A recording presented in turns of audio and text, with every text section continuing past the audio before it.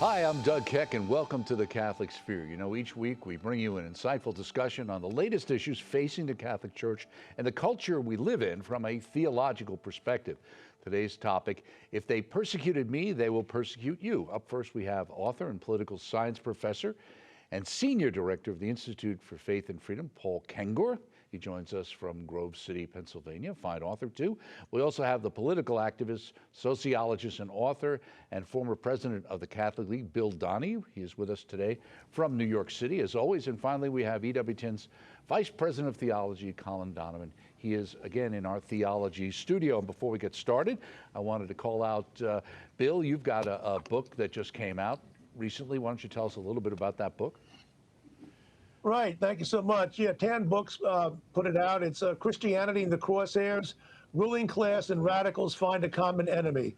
And that's basically the thesis is in the subtitle that in the past, radicals and the ruling class were somewhat opposed to each other. Now they've become conflated, not altogether, but so often. And yeah, they've got they got us in the crosshairs. Right, kind of fits into our topic today. Also, Paul, you also have a fine book I finally got a chance to interview you on, having to do with the Holy Father, right? Yeah, thanks, Doug. Good to be with you guys, with Bill, who I respect so much, with Colin. And yeah, I have a new biography of Pope Leo, and it's a very lengthy, substantive effort. It's about 120,000 words, over 400 pages. And I finished it pretty much last fall. And if people want to follow me to see where I've been writing more about the Pope lately, I'm the editor of the American Spectator. So go to spectator.org and look at my article archive there. And I've been writing on everything from Pope Leo and immigration to just war theory to his spats, let's say, with with Donald Trump in recent weeks and months. There you go. And somehow I'm hosting this show. I can't figure that part out. Bill, let me ask you, we talk about the idea, and you talk about the idea of the secular religious divide that we're experiencing, persecution, etc. Well, why should we be surprised? Don't we live in a country with a separation from church and state? Isn't that the way it's always been? Well, that's true. But there's nothing wrong with being a secularist if it's moderately expressed. I would say the same about religion. The problem in our society today is you got religious fanatics and you got secular fanatics. Now, the religious fanatics are pretty easy to determine who they are. But when it comes to the secular fanatics, the problem is that many of them are members of the ruling class. They're in the command seats. They're the decision makers. They're the ones who affect ideas. They're in the arts. They're in the business community. They're actually in the medical schools now, too. Certainly, they're in higher education. And they actually affect the contours of our culture. Now, we don't care about if somebody's a secularist. I don't care if somebody's an atheist. I do care if somebody's a militant atheist, because that means they're going to target my religion. It always comes down to us. If I may add to that, Doug, I was with my family last weekend, and the Italian side of my family. You wouldn't know that I'm half Italian because the Kengor is a Polish name, but my mom's 100% Italian. And we were talking about my great grandfather Pietro Giovinazzo, about the moment that the KKK showed up on the front lawn of the family farm with Pietro and Rose Maria, and their 10 kids, and they said, "We're going to burn you out." And the KKK was led by a Protestant pastor at that moment. Today, the people that are persecuting Catholics they're not Protestant pastors, of course. They're secularists, right? They're liberal left-wing academics. They're journalists. They are people like the Southern Poverty Law Center. People like while the ACLU would claim that it doesn't, but they're supposed to be good defenders of religious freedom, but they're really not. No one knows that better than Bill Donahue, by the way. But yeah, the battle today is against secularists who lead the cancel culture and really persecute Catholics and Christians generally. Well, let me ask you, Colin, because obviously this is, Catholic program when we're talking about our Catholicism, Christianity, and those kind of things. Do you see this also from a theological perspective of kind of being that St. Paul, the struggle between the merely political and the spiritual, this, ongoing spiritual war that's going on, that's being played out in our secular society? Yeah, that's right. And the father of lies, the father who is a murderer from the beginning, he's behind all of it. It's sort of like in the Marvel movies that everybody likes. You've got this organization, Hydra, you cut off one head and then 3 more grow. So we have all kinds of organizations today that sort of make up this hydra-headed monster in the world, whose principal object of criticism is the message of Christ and the principal exponent of that message, the Catholic Church. And so they go at it, and they are unceasing in their efforts to squeeze out of society any reference to, much less allegiance to, religion in politicians and in others. Now, they can't do it because we have many people who will fight strongly for that, who are in politics as well as outside of it. But this is what they would like to do, to expunge religion and Christ and God from the public square everywhere where it's manifest. Well, let me ask you, Bill, to play off of something Paul said about, talking about the KKK. Even I grew up on Long Island, and the KKK was very big in the 1920s, apparently, even on Long Island. So, I mean, we talk about persecution today and the persecution of believers, but, we don't have this kind of, people lighting crosses on people's lawns anymore. Is it done in a more insidious way? Oh, absolutely. Yes, it's in a nonviolent way. When in fact you have law firms that only go after the Catholic clergy. They're not interested in sexual abuse if it's done by some other religion. They're not interested in sexual abuse if it's done by the public school teachers. They will never, ever sue the public schools. It doesn't happen. They'll only go after the Catholic Church. When you had the Obama administration and they had the HHS mandate, that was nonviolent. What were they going to do? Force the Little Sisters of the Poor to provide for abortion-inducing drugs, not just contraception, abortion-inducing drugs. Under the Biden administration, they sent their goons into the Catholic churches just to go after, not radical Catholics. We knew that was a ruse. They're going after people who happen to be pro-life, who believe that marriage should be between a man and a woman, and that you can't change your sexes. They were called, quote, domestic terrorists. Domestic terrorists. The Southern Poverty Law Center, I'm glad that you guys mentioned that, because they took umbrage when Antifa was called a domestic terrorist organization, when in fact they are. No, we're dealing here with people who are in the major seats of power, and they're not shy about coming after people of faith. It's not just Catholics, obviously, but it's anybody who's a man or woman of faith that they're going to target us in very nonviolent ways. So, Paul, in the public square, why don't you follow up on that? Yeah, and so they might not use violence against you, right? But they'll destroy your livelihood. They will, they will sue you, they will shame you, they will try to get you fired. They'll engage in cancel culture against you. And to, again, go back to the Southern Poverty Law Center, I'll never forget. I'm a convert to I'm actually a revert. That's a long story, but in the early 2000s, I was speaking to the Family Research Council in Washington D.C. Wonderful pro-life, largely evangelical family group in Washington, D.C. And not long after that, and actually this crosses into violence, doesn't it? A would-be assassin walked into the front door, and he had read that the Southern Poverty Law Center, the SPLC, had identified the Family Research Council as a hate group. Why? Because they were against same-sex marriage, right? And this guy walked in with Chick-fil-A bags filled with guns and ammunition, and was going in there to shoot the place up. I had students, current students who were interns there at the time, former students who worked there. The only reason that the guy was stopped was because the security guard tackled him. And it didn't stop with SPLC there. They went on to label a number of different state-level groups as hate groups. In fact, in the summer of 2024, they labeled Charlie Kirk and TPUSA as a hate group because of what they were saying against transgenderism and different LGBTQ issues. But they will, they'll destroy your livelihood.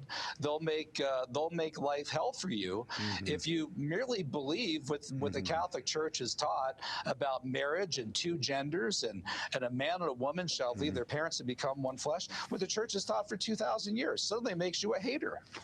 Right. It seems to be the case. Colin, let me ask you, what about the idea that we're supposed to stand up for the truth as individuals, but sometimes we see what looks like the church, and whether it's the Catholic Church or just Christianity in general, kind of conforming itself to this kind of culture rather than fighting back against it or evangelizing it. Well, I think those who hold the gospel dear will, as individuals and or as ecclesiastical bodies, will do so. And so I would say that it's not just the Catholic Church which has been attacked, but Paul mentioned the evangelicals who were part of the family group. Evangelicals are pro-life. They want the same responsibility to all human life that we as Catholics want. So it's the message of the gospel that is being attacked. We are certainly, as the oldest institution and the one that goes back to Christ himself, we are the principal inheritor of that hatred, but we are not the only inheritor, because to proclaim the truth in the public square today is for many identified as an offense, and that's why they go against, they persecute the things that they do. And so we have now whole states given over to this kind of regime where the truth is not welcome, and perversity and error is welcome. So it's a battle that is being fought on many fronts with believers, with Orthodox Jews, and even, I would say, in many cases, with people in Islam who are not been radicalized. And so this is across the board an effort to destroy what vestiges of belief in God, first of all, but especially the concrete truths which Christianity teaches, particularly the Catholic Church. So let me ask you, Bill, Colin was talking about, that idea of people speaking out in the public space, et cetera.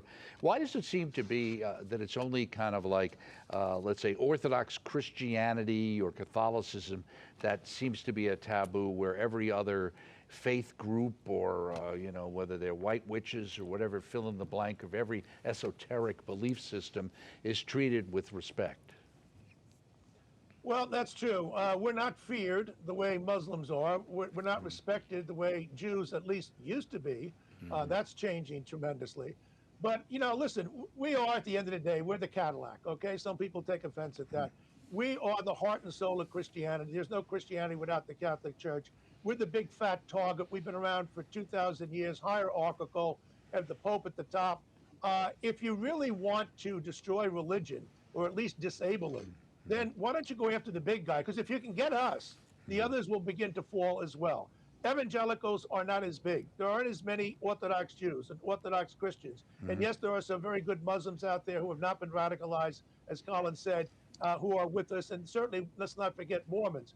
But at the end of the day, the Catholic Church is the one that set the tone. We're the micrometer. We're the ones who's got the richest scriptural traditions. We're the ones who've got the teachings. I just read the encyclical of Leo. 42,000 words. There's no other religion that is out in front on these issues like us. So they know who to get to us. And I remember when they broke in, Act Up, back in December of 1989 into St. Patrick's Cathedral, and Cardinal O'Connor was shocked. Father Benedict Groeschel said, "Listen, they know who they're going after. They're going after us because that's where the power is." Right, and Channel 13 PBS featured a POV on that whole thing. I remember watching that film, proudly showing that as a particular program, which they would never do if it had to do with other particular denominations or religions. Let me ask you, Paul, on the political sphere and dealing with that, we hear about the controversy maybe with Trump and the present Holy Father has gone back and forth, but there have been times in the past when there's been some cooperative efforts, right? Yeah, and I should say one of our readers at the American Spectator emailed me and said, "Why are you guys talking so much about the Pope?" Right? Well, it's because that's what everybody focuses on. I mean, a year ago this time there was a conclave that picked the successor to Pope Francis, and everybody in the world was following it, right? And there's no comparable person right now who can speak to just war doctrine, right, or the war with Iran. I mean, the Archbishop of Canterbury, maybe. I mean, most people don't even know who that person is, right? I think it's a female right now. It's a she. Yeah, exactly. Yeah. That's exactly right. Hey, name who it is, right? Billy Graham's gone, so there's no equivalent leader anywhere in the Protestant world. But to get to your point, yeah, I know exactly what you're alluding to. Pope John Paul II and Ronald Reagan, and they got along beautifully. And when you get two leaders like that, the head of the world's temporal power and spiritual power align mind and a common mission, I mean, truly great things can happen. And what was so unique too about those two, Doug, and you and I talked about this a lot because I did a book on this subject, A Pope and a President, and they were both shot just 6 weeks apart. March 30th, 1981 for Ronald Reagan, May 13th, 1981, Feast Day of Our Lady of Fatima for John Paul II. Both almost died, and then they came together a year later at the Vatican and said that they believed that God had spared their lives for a special purpose, which was to work together to defeat militant atheistic Soviet communism. So common mission, common bond, and unfortunately, you don't have anything like that right now with the current American president and gee, the current American Pope. The Pope's an American of all things. But I mean, maybe at some point, I would say that those two will come together and they'll meet and they'll get along. And everybody's going to expect fireworks. But just like when Donald Trump met with Pope Francis, everybody thought, wow, they got along really well. Look, they're smiling. Wow, no one lectured. One of them didn't lecture the other one. And that'll happen too with Leo and Donald Trump, I'm sure. Only a matter of time. Well, let me ask you, Colin, with that idea of us getting along, where there's positive statements on both sides, how does that fit into the church's evangelizing of the culture and the idea of standing up for what it believes? Because sometimes, people have had concerns. Let me go and backtrack slightly and say, certainly in the other denominations, there's kind of been this kind of counter-truth out there, this reinterpretation of the gospel in many denominations that apparently are, quite honestly, seemingly falling apart. And, it seems like we really need to put the truth of the Catholic Church at a forefront and not be embarrassed by it. Right, and I think one of the things that many people, even in the church, if you read the church's theology, you get a very concrete idea of what the way things ought to be. What the church also has to take into account is the way human beings are and how to evangelize them. So sometimes there's not exactly a meeting up of that. I learned this in reading about the history behind the writings of John Paul II when I was at the Angelicum doing my license dissertation on his theology of self-gift. And so he saw the beginning of the modern mentality, a very existentialist mentality, a very ego, self-oriented mentality where everything is judged by own reflections of our own mind. And he saw this as a great danger. And he said, what you need to have is a viewpoint which takes account of the way in which people know and understand the truth, the slowness sometimes of how we come to acquire the truth, and also at the same time what it is God is calling us to do. And he tried to mate those two together very much in his pontificate. He didn't back off on teaching the truth, but he also understood the necessity of conversion and allowing people, the opportunity to convert. And I think we've certainly seen that at EWTN with the many non-Catholic intellectuals coming into the church and the show The Journey Home and so on, how this process of growth in things comes from the church speaking the truth, but also at the same time being generous in recognizing not everybody's conscience is at the same place, but if they follow their conscience, it will lead them to the truth, to Christ, to the church. And so in dealing with the world, in dealing with presidents and prime ministers and others, the Pope must continually lean forward on the gospel, but at the same time be patient and recognize the slowness with which basically most of humanity adopt those principles and live according to them. And so this is the way Christ acted. He recognized human weakness. He recognized the process of internal growth in evangelization, as well as the necessity to always speak the truth publicly. Well, let me ask you, Bill. I mean, coming out of Vatican II, one of the great charges for the laity was to really go out in the byways and the highways and proclaim the faith.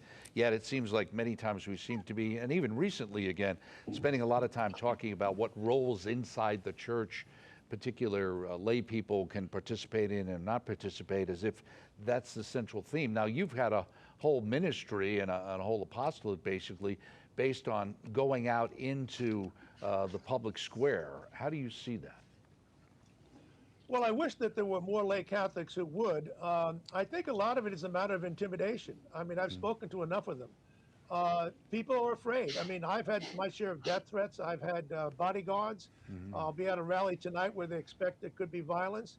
So I don't blame a lot of people for saying, well, I don't want to get involved too much, because there are a lot of nuts out there. And I'm in New York City. We don't have nobody has any shortage of nuts when it comes to New York City. And I've never seen such hatred. I mean, when I can sit here in my office, I'm right across the street from Penn Station and Macy's, down the block from the Empire State Building. And when I see in Jewish New York, I mean, it's largely Jewish and Catholic, people going down the street with swastikas, waving swastikas, wanting to destroy Jews, globalize the Intifada. It goes well beyond Catholics. So I think a lot of people are just simply saying, you know, Bill, I wouldn't want your job for a million years. Quite frankly, a number of years ago, I'm not going to mention their name, but two distinguished Protestant guys from the other part of the out west, they came to see me because they were thinking about setting up a Protestant civil rights organization based off of the Catholic League. And I said, are you ready for the blowback? And they said, what do you mean? I said, you know, there's some pretty rough going here. And I said, you have to be more explicit. So I got up and I opened up a closet and I opened up a box. I showed it to them. The box says death threats. It's all the tape of all the threats that I've gotten. And they said, thank you very much. That was the end of the conversation. They never set up the organization. Right. Well, isn't that part of the whole idea then, Paul, as well, is it's really trying to intimidate. That's why they try to shut people down, kind of Saul Alinsky-like.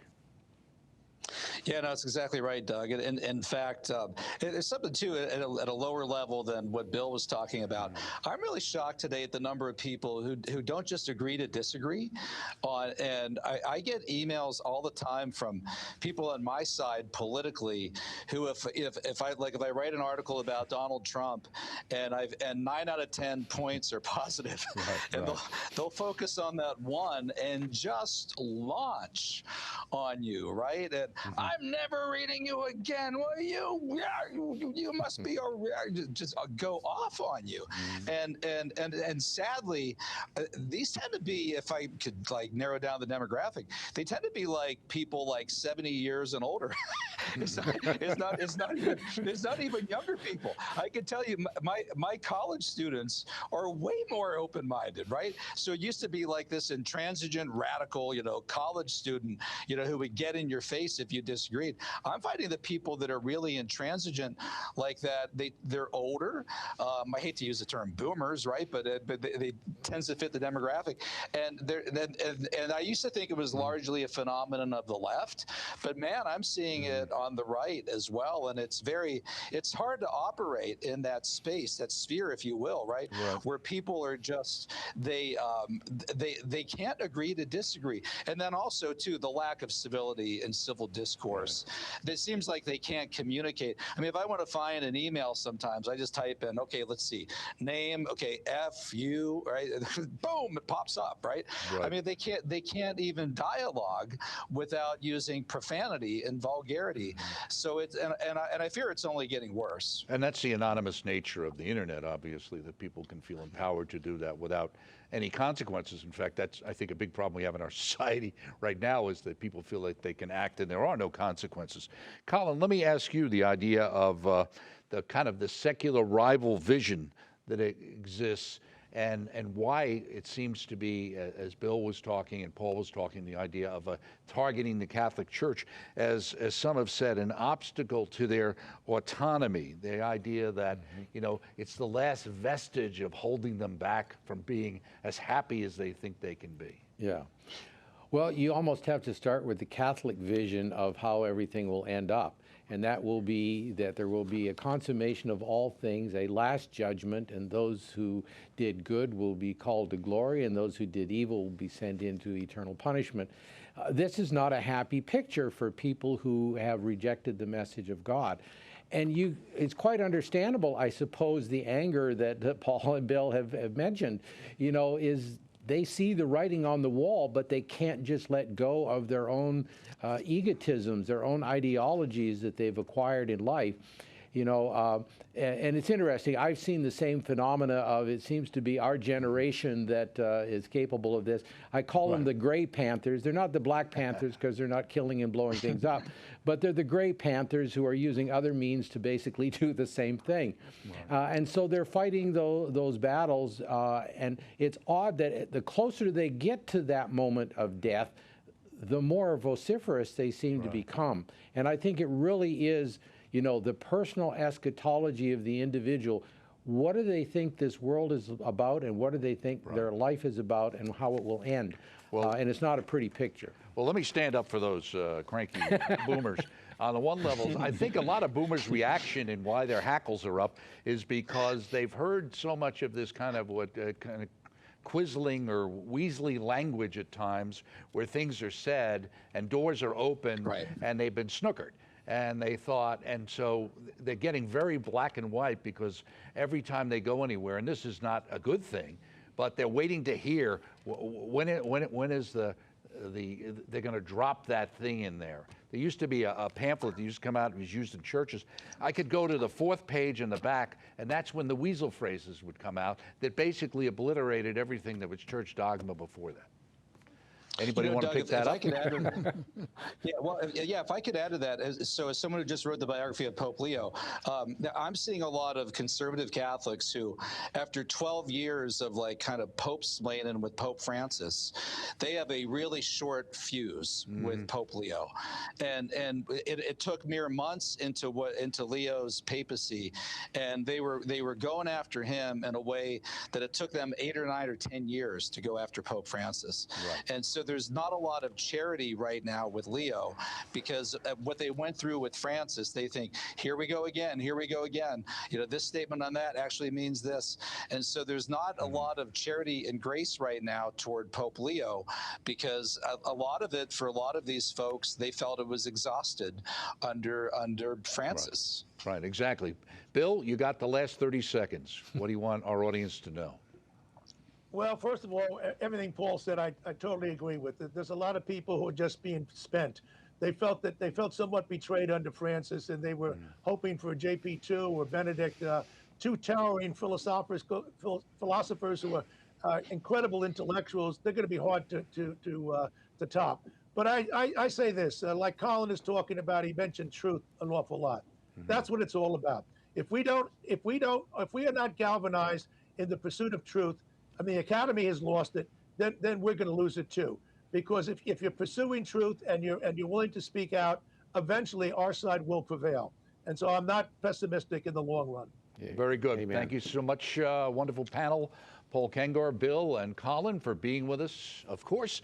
And we want to thank you all for joining us. And don't forget to join us next time right here in the Catholic Sphere, when we'll bring up another topic dealing with theological issues in the Catholic Church. I'm Doug Keck. We'll see you then.